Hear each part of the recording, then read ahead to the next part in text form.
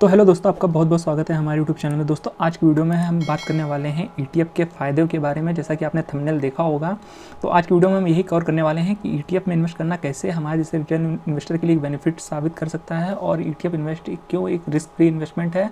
और मार्केट के कंपेरिजन, जैसे कि अगर आप इससे कंपेयर कर लें स्टॉक के कंपेरिजन, तो स्टॉक के कंपेरिजन ईटीएफ क्यों इतना बेस्ट साबित होता है, क्यों इसमें इतना रिस्क कम होता है और इसमें इतना रिस्क ज़्यादा होता है स्टॉक में।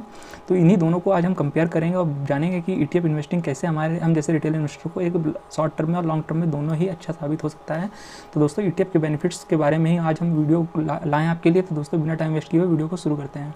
तो दोस्तों इसमें जो पहला बेनिफिट निकल के आता है ईटीएफ में, जैसा कि आपको पता है ईटीएफ में एक स्टॉक बिल्कुल भी नहीं होता है। इसमें हम कई सारे स्टॉक का एक पोर्टफोलियो होता है। इसमें हम किसी एक स्टॉक में नहीं होते, इसमें कई सारे स्टॉक्स होते हैं। किसी में 10 स्टॉक हो सकते हैं, तो किसी में 20 भी हो सकते हैं, और किसी में 40-50 स्टॉक भी होते हैं ईटीएफ में। तो ईटीएफ में सबसे अच्छा फ़ायदा यही होता है हम जैसे रिटेल इन्वेस्टरों को, कि इसमें एक स्टॉक बिल्कुल नहीं होता है, इसमें कई सारे स्टॉक का कॉम्बिनेशन होता है। तो ईटीएफ कभी भी मार्केट जब गिरता है तो इकट्ठा आपको गिरते हुए नहीं देखने को मिलता है। मार्केट अगर 20% टूटेगी तो ईटीएफ में आपको 10 से 12-15% तक का ही गिरावट देखने को मिलता है, क्योंकि ईटीएफ हमेशा कम ही गिरता है स्टॉक के कंपैरिजन। इस बात को जरूर ध्यान में रखिएगा। और दोस्तों जैसा कि आपको पता होगा, आज के टाइम में कोई भी स्टॉक कितना भी टूट जाता है मार्केट में पैनिक सिचुएशन आने पे, और हम जैसे रिटेल इन्वेस्टर का पैसा ले डूबाता है, जैसे कि आपने हमेशा देखा होगा। और एग्जांपल के तौर पे हम जैसे बता दें आपको, पेटीएम इस समय लगभग अपने 60 से 70% टूट चुका है। और पेटीएम के साथ साथ फिर चाहे वो जोमेटो हो, ये तो सब पिछले साल ही स्टॉक्स आए थे, और फिर नाइका में तो और भी हाल बुरा है। तो ये ऐसे स्टॉक्स हैं जिन्होंने अपने इन्वेस्टरों का पूरा पैसा डुबा दिया। अगर किसी ने इस स्टॉक को बाय करके रखा होगा तो उनसे जाके उनका दर्द पूछेगा, वो आपको बताएंगे। ये तो खैर वो स्टॉक हो गए जो मार्केट में अच्छे नहीं समझे जाते हैं इन्वेस्टिंग के लिए। पर बात कर लेते हैं कुछ ऐसे स्टॉक की, जैसे कि जो मार्केट में सभी लोग रिकमेंड करते हैं बाय के लिए, तो वो भी अच्छा खासा टूट चुके हैं। जैसा कि हम बात कर लें, पहला स्टॉक निकल के आता है डीमार्ट। दोस्तों डीमार्ट, जिसे हर लोग रिकमेंड करते हैं कि लॉन्ग टर्म में अच्छा परफॉर्म करेगा। हाँ करेगा, बिल्कुल करेगा। लेकिन दोस्तों इस समय अगर आप इसे चार्ट में खोल कर देखेंगे ना, तो लगभग ये 20 से 25% टूट चुका है। तो दोस्तों इतना अगर कोई स्टॉक टूट जाएगा, फिर चाहे वो कितना भी अच्छा हो, तो हम जैसे रिटेल इन्वेस्टर तो बहुत ही पैनिक में आ ही जाएंगे। ये स्वाभाविक की बात है। तो डीमार्ट ही नहीं, अगले लिस्ट में आता है सीडीएसएल, जो कि दोस्तों डुओपोली है अपने सेक्टर का, ये एनएसडीएल के साथ। तो दोस्तों ये भी बहुत ही टूट चुका है स्टॉक, लगभग 40-50%, 30-40% ये भी टूट चुका है। तो कहाँ ये एक समय 1500 के आसपास ट्रेड कर रहा था, इस समय आप इसे 1050 के आसपास बाय देख रहे होंगे। तो दोस्तों ये भी बहुत ही टूट चुका है। हालांकि ये भी स्टॉक बहुत अच्छा है, पर दोस्तों जब कोई स्टॉक इतना टूट जाएगा तब टेंशन होना स्वाभाविक है। और अगले स्टॉक की बात कर लेते हैं, तो दोस्तों बजाज फाइनेंस, जो कि इतना अच्छा स्टॉक कहा जाता है, वो भी अच्छे खासा इसमें टूट चुका है। जहाँ 7000 पे इसका प्राइस ट्रेड हो रहा था, अब इस समय ये 5800 के आसपास ट्रेड होता हुआ दिख रहा है। तो अगर कोई इस पर बाय किया होगा तो उसकी हालत इसमें बहुत ही बुरा होगी। और अगले स्टॉक की बात करें तो विप्रो को तो आप सभी लोग जानते होंगे। दोस्तों विप्रो में भी यही हाल है, जहाँ एक समय कितना अच्छा स्टॉक परफॉर्म कर रहा था, इस समय आपको इससे 400 के आसपास देख रहा है ट्रेड करते हुए। तो दोस्तों यही एक रिस्क होता है स्टॉक के साथ, जो कि अभी हमने आपको 2-4-5 स्टॉक अच्छे गिना दिए हैं, जो कि मार्केट बहुत ही अच्छे माने जाते हैं। पर ये भी इसमें कितना % तक का करेक्शन आ चुका है। तो दोस्तों यही एक फ़ायदा होता है ईटीएफ में इन्वेस्ट करने का, कि आपको इतना तेज़ी से गिरावट देखने को नहीं मिलती है ईटीएफ में। तो ये एक बहुत ही बड़ा बेनिफिट होता है ईटीएफ के साथ जुड़े रहने का।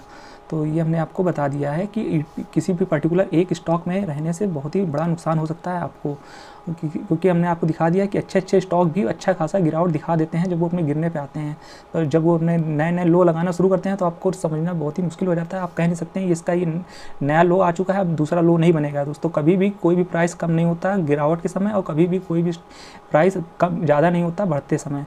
तो ये स्टॉक मार्केट में बात जरूर ध्यान रखिएगा कि जब वो नए लो लगाना शुरू करता है, तो रोज़ नए लो लगाता चला जाता है, तो आप इससे फंस जाएंगे। तो दोस्तों आपने कहावत तो जरूर सुनी होगी कि दुकान खत्म हो सकती है पर बाजार कभी ख़त्म नहीं होता। तो बाजार एक तरह का ईटीएफ समझ सकते हैं आपको, और जो दुकान है वो इसे एक स्टॉक समझ सकते हैं। तो दोस्तों स्टॉक तो रोज़ खुलते हैं, बंद भी हो सकते हैं, पर मार्केट कभी ख़त्म नहीं होती, यानी कि ईटीएफ कभी ख़त्म नहीं होता है। जैसा कि आपने अपने फिजिकल एग्जाम्पल की बात कर लें कि जहाँ पे जो मार्केट आज से 20 साल या 10 साल पहले लग रही होगी, वो आज भी लग रही होगी, पर वहाँ पे कोई जरूरी नहीं वो दुकानें होंगी जो आज से 20 साल पहले होगी।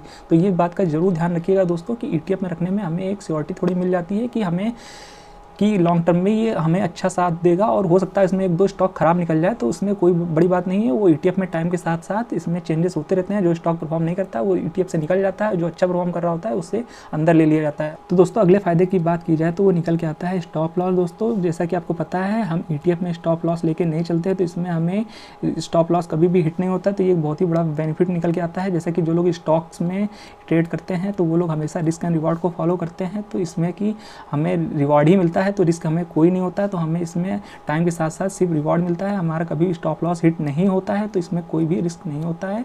तो अगर आपके पास पेशेंस है तो आपको हमेशा रिवॉर्ड ही मिलेगा। रिस्क अगर आप इसमें डिसिप्लिन के साथ चलेंगे तो आपका कभी, जैसा कि इसमें स्टॉप लॉस तो हम लेते नहीं तो स्टॉप लॉस हिट होगा नहीं, तो हमें हमेशा रिवॉर्ड ही मिलता है। तो दोस्तों ये तो हो गया दूसरा फ़ायदा। अब चलिए एक अगला फ़ायदा देख लेते हैं। तो दोस्तों अगला फ़ायदा जो निकल के आता है, जैसे कि हम जैसे रिटेल इन्वेस्टर जो होते हैं दोस्तों, उनके पास मार्केट में शॉर्ट टर्म पैसा बनाने का सिर्फ एक ही जरिया हमें मुझे तो अभी फिलहाल यही लगता है, जो ETF निकल के आता है दोस्तों। क्योंकि स्टॉक में तो हमने देख ही लिया कितना रिस्क होता है। रिटेल ट्रेडर हम जैसे होते हैं जिनके पास जॉब होती है या फिर वो बिजनेस कोई करते हैं या फिर स्टूडेंट होते हैं, तो इन सब के पास इतना टाइम नहीं होता है कि वो मार्केट को फुल टाइम वॉच कर सकें दोस्तों। तो उनके पास और भी काम होते हैं, तो फुल टाइम वॉच नहीं कर सकते हैं वो मार्केट को। तो उनके लिए ये ETF भी बहुत ही अच्छा ऑप्शन निकल के आता है दोस्तों, कि वो अपना एक बाकायदा, क्योंकि हम इसमें एक स्ट्रेटजी के साथ चलते हैं ETF में, तो हम इसमें हम किसी पर्टिकुलर प्राइस पे जहाँ पे हमें सेल करना है या हमें बाय करना है वो हम पहले से ऑर्डर प्लेस करके रख सकते हैं या GTT ऑर्डर लगा के रख सकते हैं। तो हमें फुल टाइम मार्केट वॉच करने की ज़रूरत भी नहीं है, हमें एकदम पैनिक होने की भी ज़रूरत नहीं है, क्योंकि ETF में हम हैं, ETF में ज़्यादा मूवमेंट नहीं होती है, हमें कोई पैनिक करने की ज़रूरत भी नहीं होती है। तो ये अगला फ़ायदा निकल के आता है। तो दोस्तों अब चलिए अगला फ़ायदा देख लेते हैं। तो इसमें जो अगला फ़ायदा हमारा निकल के आता है दोस्तों, तो इसमें हम जो कि हम ETF तो जानते हैं, जैसा कि मैंने बता दिया, इसमें एक ETF में ही डिफरेंट सारे मतलब कई सारे स्टॉक्स होते हैं, तो हमें डाइवर्सिफिकेशन मिल जाता है। और हम एक ETF सिर्फ बाय करके नहीं चलते, हम कई सारे ETF बाय करके चलते हैं, कम से कम 4 से 5 ETF बाय करके चलते हैं। तो दोस्तों जो हम कोशिश ये करते हैं कि जो भी ETF हम बाय कर रहे हैं या 3 से 4-5 ETF जो हम अपने पोर्टफोलियो में रख रहे हैं, तो उसमें हम हर अलग अलग सेक्टर के वो ETF बाय करते हैं। तो दोस्तों कोशिश हमेशा हम ये करते हैं कि जो भी हम ETF बाय कर रहे हैं वो अलग अलग सेक्टर का हो। तो हो सकता है जैसे कि हम पहला ETF बाय कर लेते हैं बैंक सेक्टर का, दूसरा हम बाय कर लेते हैं FMCG सेक्टर का, या फिर अगला हम बाय कर लेते हैं IT सेक्टर का, और फिर जो अगला बाय करते हैं वो हम US स्टॉक बाय कर लेते हैं, US सेक्टर का ETF, और फिर अगला जो वो निफ्टी 50 का हम बाय कर लेते हैं। तो दोस्तों हमारे पास कहने का मतलब है कि कई तरह के ETFs होते हैं, तो अगर हो सकता है उस पर्टिकुलर टाइम में वो ETF परफॉर्म ना कर रहा हो या वो सेक्टर परफॉर्म ना कर रहा हो, तो हमारे पास एक ETF तो है नहीं, हमारे पास कई सारे ETF हैं। तो मान लेते हैं अगर IT परफॉर्म नहीं कर रहा है उस समय, तो हो सकता है FMCG परफॉर्म कर रहा हो या फिर बैंक परफॉर्म कर रहा हो। तो हमारा ऐसा इससे ये फ़ायदा हो जाता है कि हमारे कोई ना कोई ETF उसमें परफॉर्म कर रहा होता है, तो हमारी पोजीशन क्लियर हो रही होती है, हमारा कोई ट्रेड फंसती नहीं है। तो कोई ना कोई ETF हर समय परफॉर्म करता रहता है, साल भर में लगभग हर सेक्टर का नंबर आ जाता है परफॉर्म करने का, और साल में हर ETF गिरता भी बहुत तगड़ा है, ये भी बात ध्यान में रखिएगा। तो हमें दोनों चीज़ का बेनिफिट मिल जाता है, तो हमारी ट्रेड कभी फंसती नहीं है। तो ये अगला फ़ायदा निकल के आ जाता है। तो दोस्तों हमने इस वीडियो में कई सारे बेनिफिट्स देखे ETF के, आई होप आपको सारे समझ में आ गए होंगे कि ETF के साथ रहने में कितना अच्छा है, क्योंकि मार्केट बहुत ही वोलेटाइल है आज के टाइम का दोस्तों। जैसे जैसे स्टॉक मार्केट में लोग बढ़ रहे हैं, मार्केट बहुत ही ज़्यादा वोलेटाइल हो रहा है, आगे चल के ये और भी ज़्यादा वोलेटाइल हो सकता है। तो ETF में इन्वेस्ट करना आपको एक बहुत ही अच्छा ऑप्शन है आज के टाइम में, खासकर हम जैसे रिटेल इन्वेस्टर को जिनके पास इतना नॉलेज नहीं है, तो रिटेल इन्वेस्टर ETF के थ्रू शॉर्ट टर्म में अच्छा पैसा बना सकते हैं और लॉन्ग टर्म में भी अच्छा खासा पैसा बना सकते हैं। तो स्विंग ट्रेडिंग के थ्रू शॉर्ट टर्म में बहुत अच्छा पैसा बना सकता है हर रिटेल इन्वेस्टर, अगर थोड़ी सी प्रैक्टिस और थोड़ी सी डिसिप्लिन को फॉलो करता है दोस्तों। तो आई होप आपको ये वीडियो अच्छा लगा होगा दोस्तों। अगर आपको इस वीडियो में कोई पॉइंट समझ में ना आया हो तो कमेंट बॉक्स में कमेंट करना बिल्कुल मत भूलिएगा दोस्तों। तो दोस्तों अगर आपके पास डीमैट अकाउंट नहीं है और आप ETF में स्विंग ट्रेडिंग करना चाहते हैं या फिर लॉन्ग टर्म इन्वेस्टिंग करना चाहते हैं या फिर स्टॉक्स में भी इन्वेस्टिंग करना चाहते हैं, तो लिंक डिस्क्रिप्शन में है, आप चाहें तो वहाँ से ग्रो और जीरोधा में अकाउंट खुला सकते हैं दोस्तों। तो दोस्तों आई होप आपको वीडियो पसंद आया होगा दोस्तों। अगर आपको वीडियो पसंद आया तो वीडियो को लाइक और चैनल को सब्सक्राइब करना बिल्कुल भी मत भूलिएगा दोस्तों। मिलते हैं नेक्स्ट वीडियो में, तब तक के लिए गुड बाय।